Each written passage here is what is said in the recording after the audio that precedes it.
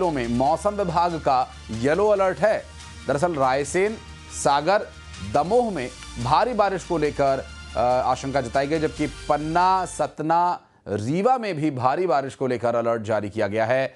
बारिश से यूं तो पहले से ही मध्य प्रदेश पूरी तरह से तरबतर है और अब एक बार फिर बारिश को लेकर 14 जिलों के लिए मौसम विभाग का पूर्वानुमान और अलर्ट निश्चित रूप से एक बड़ी चुनौती रहेगा। बहरहाल सागर, दमोह में, रायसेन में, पन्ना में, सतना में सभी जगह कमोबेश एक ही जैसी स्थिति देखने को मिलेगी। भारी बारिश की वजह से नदी नाले पहले से ही उफान पर चल रहे हैं। बड़ी चुनौती है जब लोगों के घरों में भी पानी घुस रहा है, सड़कों पर पानी बह रहा है और नदियां अपनी मर्यादा तोड़ बाहर रिहायशी इलाकों तक पहुंच गई हैं। और ऐसी परिस्थिति में 5 जिलों को लेकर बारिश का रेड अलर्ट भी है, तो साथ ही 14 जिलों में मौसम विभाग ने येलो अलर्ट जारी किया है। इस तरह से लगभग पूरे मध्य प्रदेश में भारी बारिश की आशंका बनी हुई है और इस बारिश से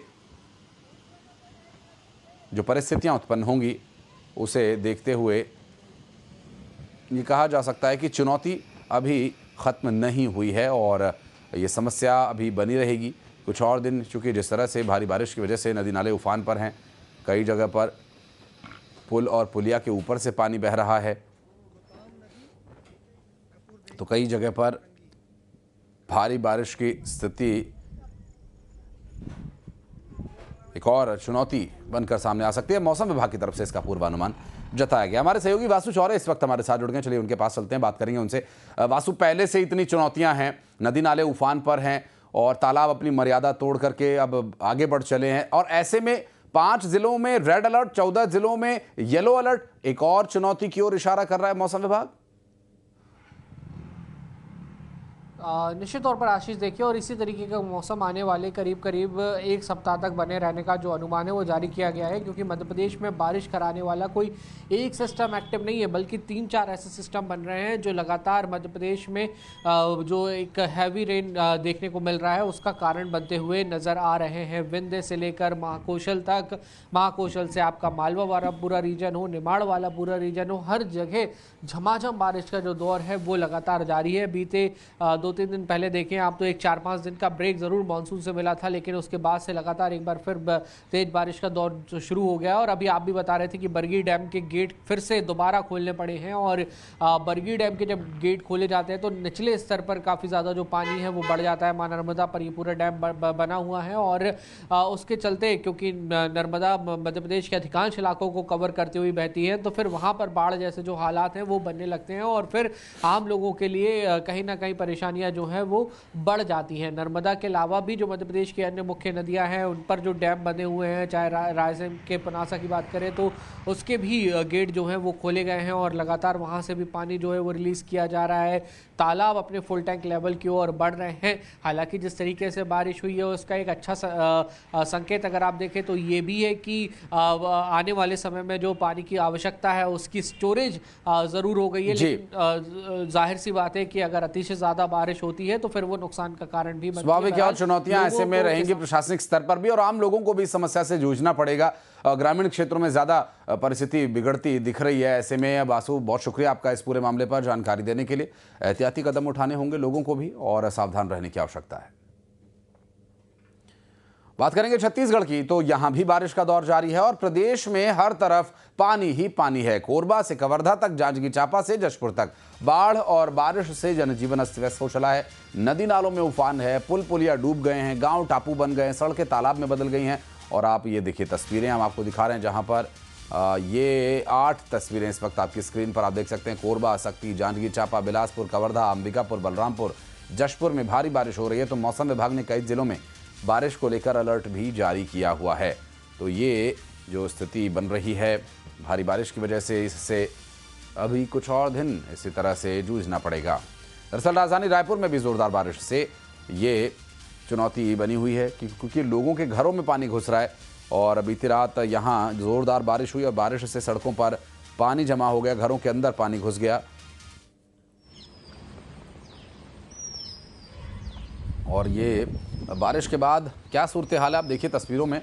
और इस स्थिति से निपटने के लिए संभवतः कोई तैयार नहीं था और अंदाज़ा इस स्थिति में पहुंचने का शायद लोगों को न रहा हो, क्योंकि बारिश होगी लेकिन इतनी होगी इस बारे में लोगों को पहले से जानकारी नहीं थी। और हमारी सहयोगी तनु इस वक्त हमारे साथ जुड़ गए हैं। तनु, एक बड़ी चुनौती और इस वक्त जो समस्या रायपुर वासियों के लिए बनी हुई है, आप भी खुद उससे दो चार हो रही हैं। जी बिल्कुल, देखिए बीती रात से राजधानी रायपुर में लगातार बारिश हो रही है और बारिश की वजह से सड़कों पर तो जल भरा हुआ ही है, इसके साथ में ही घरों में भी जो है वो पानी घुस चुका है। इस वक्त हम मौजूद हैं राजधानी के प्रोफेसर कॉलोनी एरिया में और इस एरिया की तस्वीर आपको दिखाना चाहेंगे कि देखिए घुटनों तक यहाँ पर जो है वो पानी भरा हुआ है। एक कार नजर आ रही होगी आपको, वो कार भी पूरी डूब चुकी है। ये हालात करीब रात से ही ऐसे बने हुए हैं और जो आम लोग हैं उनको काफी दिक्कतों का सामना करना पड़ रहा है। आम जनजीवन पूरी तरह से अस्त व्यस्त हो गया है। लगातार इससे पहले की अगर हम बात करें तो हर साल बारिश की वजह से सड़कों पर तो पानी होता था, लेकिन ये पहली बार है कि घर के अंदर भी पानी जो है वो पहुंच चुका है। घर के अंदर की तस्वीर भी हम आपको दिखाना चाहेंगे कि देखिए घरों के अंदर भी करीब घुटनों तक यहाँ पर अंदर जो है वो पानी भरा हुआ है और पूरा घर आपको जो है वो अस्त व्यस्त जो है वो नजर आ रहा होगा। इस वक्त हमारे साथ यहाँ पर कुछ लोग भी मौजूद हैं, उनसे बात करेंगे, उनसे जानेंगे कितनी परेशानी हो रही है। रात से यही हालात यहाँ पर बने हुए हैं। रात को बारिश, पहले भी बारिश यहाँ पे होती थी, पर इस बार की स्थिति बहुत खराब है। पता नहीं क्यों इस बार जल भराव की स्थिति ज़्यादा हो गई है। रात में बारिश बहुत ज़्यादा नहीं हुई है, 3-4 घंटे के आसपास ही बारिश हुई है। उसके बाद भी पता नहीं, पहले ये प्रोफेसर कॉलोनी भरता तो था पर सड़क भरती थी, पर अब ऐसा हो गया है कि ये घर के अंदर तक जा चुका है। घर के अंदर भी देखेंगे आप तो कार लगभग आधी डूब गई थी, अभी तो थोड़ा बहुत कम भी हुआ है। निगम अमला बिल्कुल सुस्त नज़र आता है, पता नहीं कहाँ है, कब से है। रात से हम लोग काफ़ी परेशान हैं और अभी तक की कोई सॉल्यूशन दिख नहीं रहा है यहाँ पे कि पानी कैसे कम होगा, क्या होगा। घर के अंदर कोई काम नहीं है, सारे चीज़ें लगभग आप जाके देखेंगे तो भर चुका है, पूरा पानी लबालब है। घर में बच्चे हैं। अच्छा, इसी साल ये हालात बने कि इससे पहले भी पिछले साल भी इसी तरह के हालात होते थे? क्या घरों के अंदर पानी घुसता था? नहीं, पहले घर के अंदर पानी नहीं घुसता था। ये आप जो गेट देख रहे हैं ना, ये गेट से नीचे ही होता था। पता नहीं इस साल इन लोगों ने ड्रेनेज के सिस्टम को अपग्रेड किया नहीं किया या साफ सफाई नहीं हुई, इसके कारण ये स्थिति निर्मित हो गई है। और निगम जबकि सुबह से एक्टिव दिखना चाहिए था, वो अभी तक के एक्टिव दिखा नहीं है। यहाँ पे क्या व्यवस्था की जा रही है इसका कोई तो जी बिल्कुल, देखिए काफी परेशानी लोगों को यहाँ पर हो रही है। हमारे साथ और भी कुछ लोग हैं, उनसे हम बातचीत करने का प्रयास करेंगे, उनसे जानेंगे कि उन्हें कितनी परेशानी हो रही है, क्योंकि सुबह करीब 2 से 3 बजे से, रात के 2 या 3 बजे से ये हालात इधर बने हुए हैं और जो वाटर लेवल है आशीष, वो बिल्कुल कम होने का नाम ही नहीं ले रहा है। और ये उम्मीद है कि तनु कुछ देर में पानी उतरे तो लोगों को ये समझ आए कि उनका कितना नुकसान हुआ है, कितनी समस्या हुई है। बातचीत आप जारी रखिएगा, मैं फिर लौटूंगा आपके पास। और इस बीच इस पूरे मामले पर जानकारी देने के लिए धन्यवाद तनु।